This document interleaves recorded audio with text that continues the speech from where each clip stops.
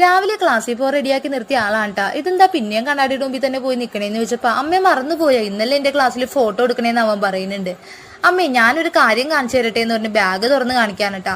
നോക്കിയപ്പോ അതിന്റെ ഉള്ളിൽ ഇവന്റെ റിമോട്ട് കൺട്രോളിന്റെ കാറൊക്കെ എടുത്തു വെച്ചിട്ടുണ്ട്. ഇത് നീ എപ്പോ എടുത്തു വെച്ചെന്ന് ചോദിച്ചപ്പോ അവൻ പറയാനട്ടാ, അമ്മേ രാവിലെ എനിക്ക് അമ്മ കളിക്കാൻ എടുത്തു തന്നില്ലേ, അപ്പൊ ഞാൻ എടുത്ത് വെച്ചതാന്ന് പറയാനുണ്ടേ. നീ ഇവിടെ വണ്ടി ഓടിച്ചോ, പക്ഷെ അത് ക്ലാസ്സിൽ കൊണ്ടുപോകാൻ പറ്റൂലെന്ന് ഞാൻ പറഞ്ഞപ്പോ അവന്റെ വണ്ടിയൊക്കെ ഓടിച്ച് കളിക്കാനട്ടാ. അത് കഴിഞ്ഞ് കുറച്ചു നേരം വഞ്ചിയുടെ പൊക്കത്തൊക്കെ കയറി നിൽക്കുന്നുണ്ട്. അമ്മ ഈ വാവേനെ കൂടി ഒന്ന് വഞ്ചിയിൽ കയറ്റി തന്നെ എന്നോട് പറഞ്ഞ്, എടാ നമുക്ക് വൈകുന്നേരം കളിക്കാന്ന് പറഞ്ഞ് നമുക്ക് പോവാന്ന് പറഞ്ഞ് അവനെ വിളിച്ചോണ്ട് പോവാന്ന് കേട്ടാ. അപ്പൊ കടയിൽ എത്തുമ്പോഴാണെങ്കിൽ അവിടെ ഒരു പൂച്ചക്കുട്ടി ഉണ്ട് കേട്ടാ. അതാണെങ്കിൽ അവനെ കാണുമ്പോ അപ്പൊ തന്നെ ഓടിച്ചിടും.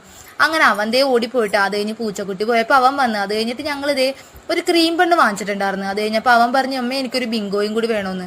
ബിങ്കോ ദേ അപ്പൊ തന്നെ അവിടെ വെച്ച് തന്നെ പൊട്ടിച്ച് കഴിക്കാൻ കേട്ടാ. അതിന്റെ ഇടക്ക് പറയണ്ടോ, അമ്മ എന്റെ പെൻസിൽ തീർന്നു പോയി, എന്റെ റബ്ബർ ആണെങ്കിൽ കാണാനും ഇല്ലെന്ന്. അങ്ങനെ ദേ പെൻസിലൊക്കെ വാങ്ങിച്ചിട്ടുണ്ട് കേട്ടാ.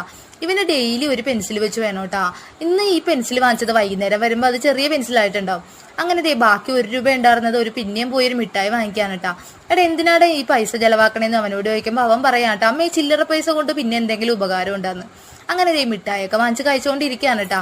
എടാ ദേ വണ്ടി വരാനായി, നമുക്കിനി അപ്പുറത്തേക്ക് പോവാന്ന് പറഞ്ഞപ്പോ അവൻ ദേ അവിടെ ചെന്നപ്പോ തന്നെ, അമ്മ എനിക്ക് വെള്ളം വേണമെന്ന് പറഞ്ഞ് വെള്ളമൊക്കെ കുടിച്ചോണ്ടിരിക്കുകയാണ്. ഞങ്ങൾ കുറച്ചേരം